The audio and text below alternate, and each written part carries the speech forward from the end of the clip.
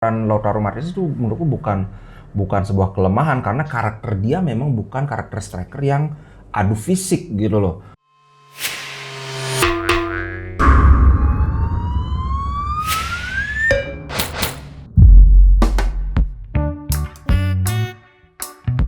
Halo Sobat Ngoming, apa kabar? Kemarin absen, tapi sebenarnya nggak absen-absen.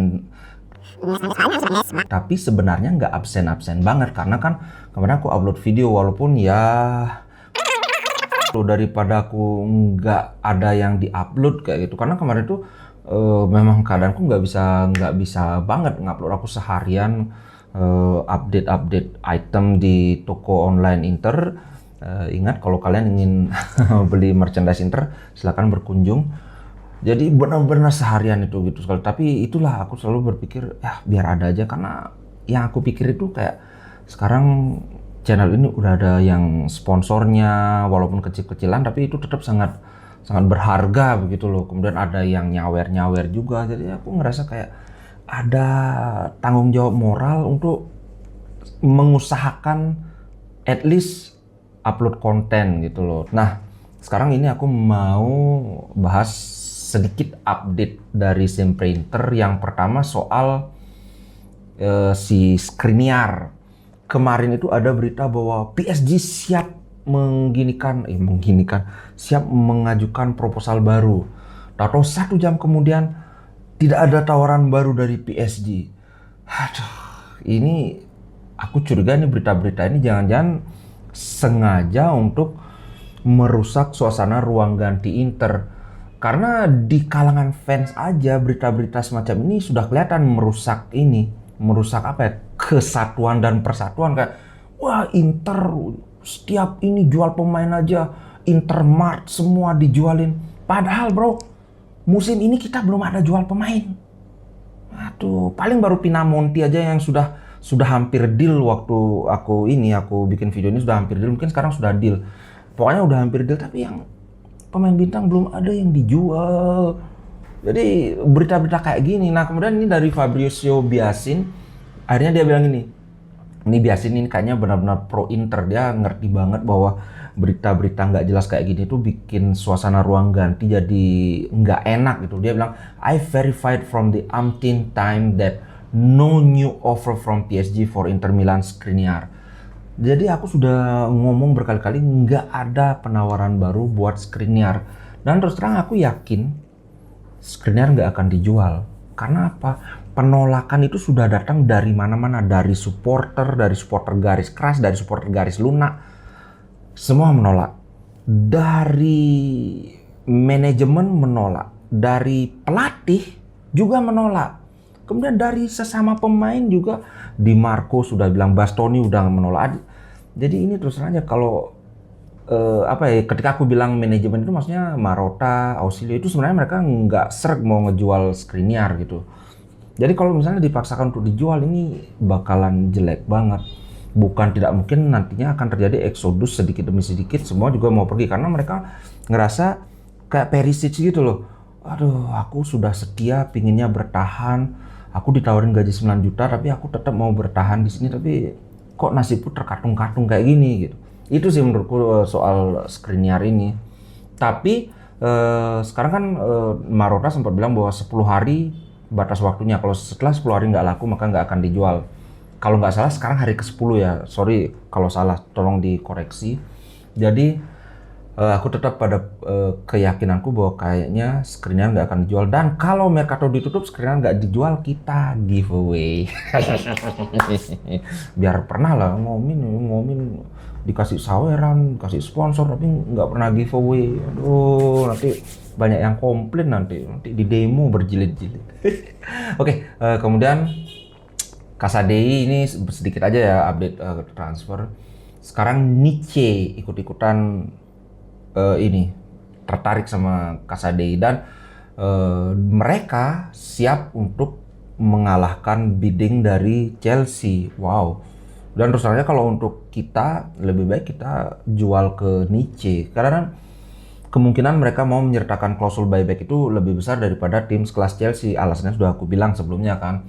Nah itulah sekedar kalau aku terus terang lebih setuju ke Nice. Kalau bisa sih sesama tim Serie A kalau bisa, tapi ya kita lihat aja. Kemudian ini Pinamonti katanya besok dealnya, sekarang ini belum ada, kayak hampir pasti aja.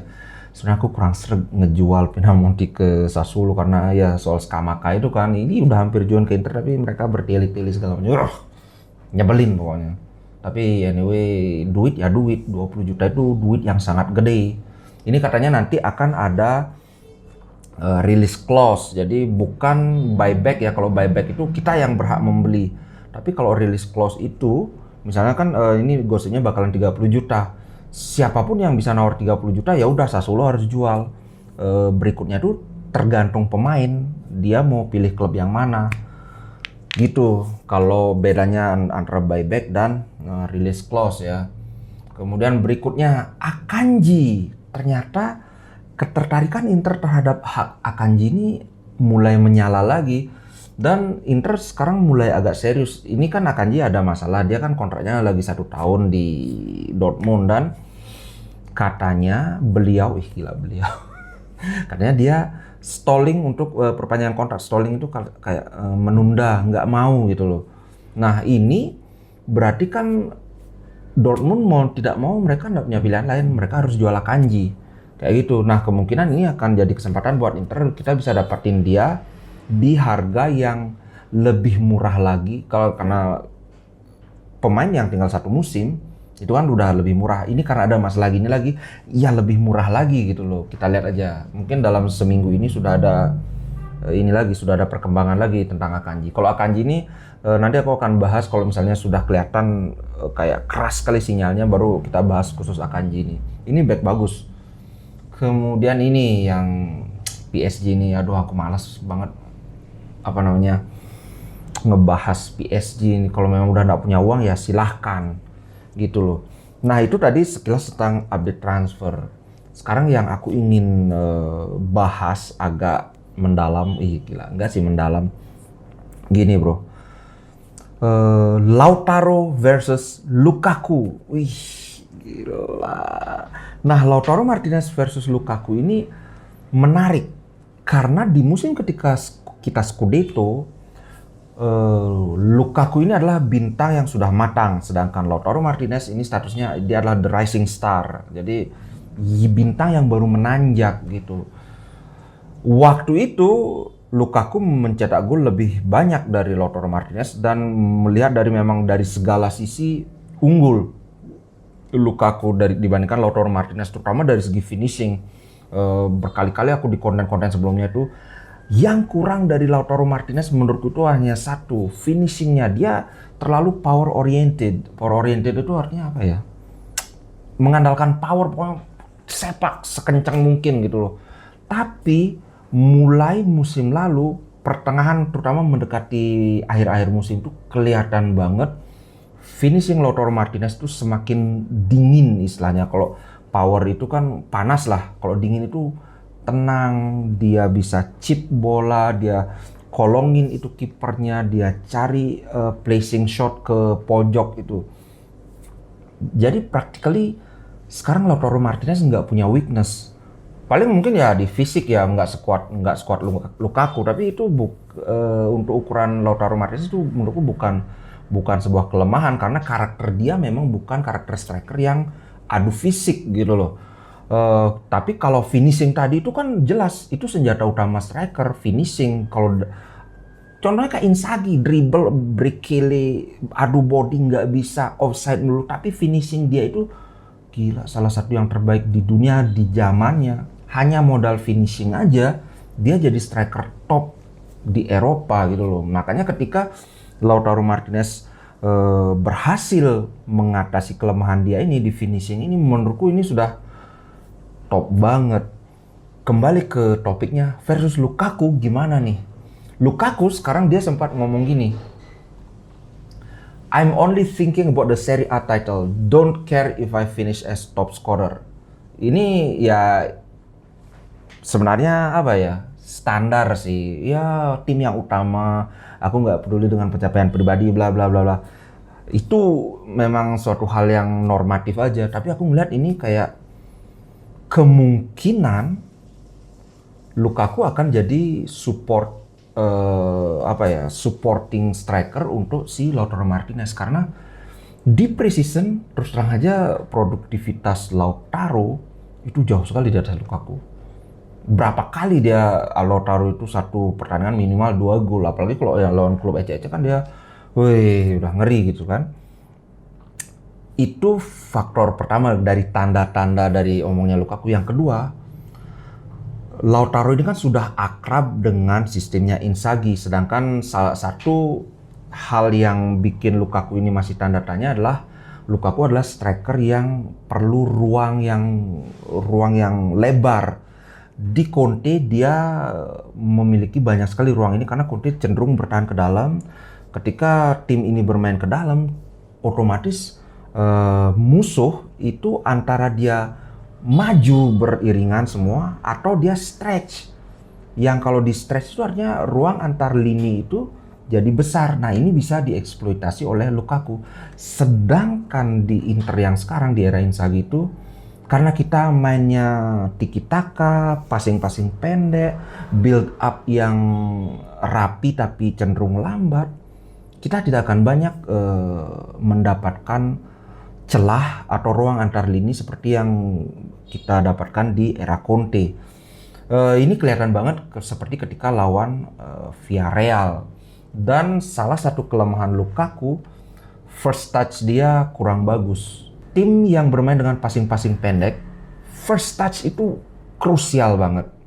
Karena nggak seperti kayak kalau kita adu sprint, walaupun bolanya mental jauh, itu kan kita ya udah adu sprint gitu. Dan Lukaku menang di sana. Selain adu kecepatan dia memang untuk ukuran ini luar biasa sekali. Dia juga punya body balance yang ya susah mau ngedorong Lukaku kayak gimana, bodinya kayak Terminator gitu. Nah, ini Lukaku sekarang sedang berusaha beradaptasi dengan Inzaghi, karena kemarin aku sempat baca artikel Inzaghi tidak akan merubah sistemnya demi Lukaku, tapi dia akan membantu membimbing, dalam tanda kutip, membimbing Lukaku bagaimana cara dia beradaptasi dengan sistem seperti ini. Ini yang tidak dia dapat di Tuchel. Ketika dia udah masih gagal ya udah dicadangin, disorakin dan sebagainya.